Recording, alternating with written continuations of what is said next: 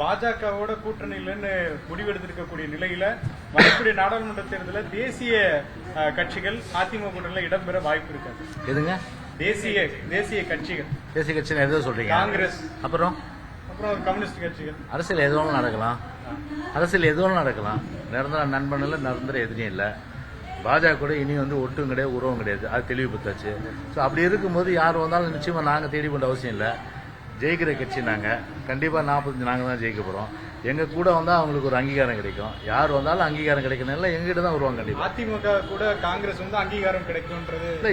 கண்டிப்பாக வந்து பார்த்தீங்கன்னா இன்னைக்கு வந்து எங்களுக்கு மிகப்பெரிய பலம் இருக்கு. அப்போ வந்து நாளைக்கு 40 சீட்டு ஒரு தேர்தல் நடக்குதுன்னும் போது இப்போ காங்கிரஸே வந்து என்ன நினைக்கிறேன், தோக்கிற கட்சி திமுக எதுக்கு நம்ம இருக்கணும், இங்கே போனாலாவது நம்ம பாராளுமன்றத்தில் போய் ரெப்ரசென்ட் பண்ணலாம் அப்படின்ற ஒரு எண்ணம் வரும்ல. அதில் கண்டிப்பா வரக்கூடிய வாய்ப்புகள் வந்து எதிர்காலத்தில் இருக்கு. வந்தால் ஏற்பீங்க கண்டிப்பா. அது வந்து கட்சி டிசைட் பண்ணும். அது வந்து ஜெயக்குமார் டிசைட் பண்ற விஷயம் இல்ல. நான் வந்து அரசியல் எதோ நடக்கும், யார் நிரந்தர எதிரியோ நான் நிரந்தர வந்து நண்பனும் கிடையாதுன்ற அடிப்படையில் நான் சொல்றேன். அவங்க என்ன எதிரி? எங்களுக்கு காங்கிரஸ் பொறுத்தவரை எதிரி கிடையாது. இது பிஜேபிக்கு பொருந்தாது. காங்கிரஸ் பொறுத்த எதிரி கிடையாது. பிஜேபிக்கு பொருந்தாது. பிஜேபிக்கு வந்து டோர் க்ளோஸ் பண்ணிட்டோம், அதுதான். அது வந்து கதவு சாத்தியாச்சு. இனிமே அவங்க எப்படியும் உள்ள வர முடியாது, அது மட்டும் ஷூரா சொல்றேன். காங்கிரஸ் மட்டும் இல்ல, எல்லாருக்கும் ஓப்பனா இருக்குது. நாங்க போய் யாரையும் அணுகிற அந்த பழக்கம் கிடையாது. எங்களை நோக்கி நிச்சயமா வருவாங்க. ஆமா, 26 பொதுக்குழு. இல்ல, இப்போ எலெக்ஷன் இயர் இது.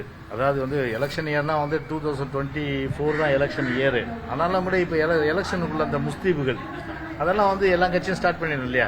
அதனால அந்த வகையில் பார்த்தீங்கன்னா எல்லாமே வந்து அந்த பேச்சுவார்த்தைகள், அதே போன்று எல்லா வகையான தேர்தல் நடவடிக்கைகள் அது எல்லா கட்சியும் தொடங்கிடுச்சு, நாங்களும் தொடங்கிட்டோம். அதனால வந்து உரிய நேரத்தில் உங்களுக்கு எல்லாமே வந்து வெளிப்படையாக தெரியும்.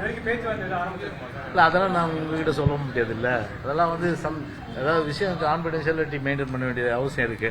அதனால யாரெல்லாம் பேசுறான்னு சொன்னா அது நம்ம சொல்லக்கூடாத விஷயம். அதெல்லாம் வந்து லெட்ஸ் வெயிட் அண்ட் see. திமுக கூட்டணியை கலைக்க பாக்குறீங்களா? எங்களுக்கு அவசியம் இல்லைங்க, அதுவே தானே கலைஞ்சிரும். நாங்க ஏன் கலைக்கணும்? அது தானா கலைஞ்சிடாது. நெல்லிக்காய் மூட்டை மாதிரி தானா கலைஞ்சிரும்.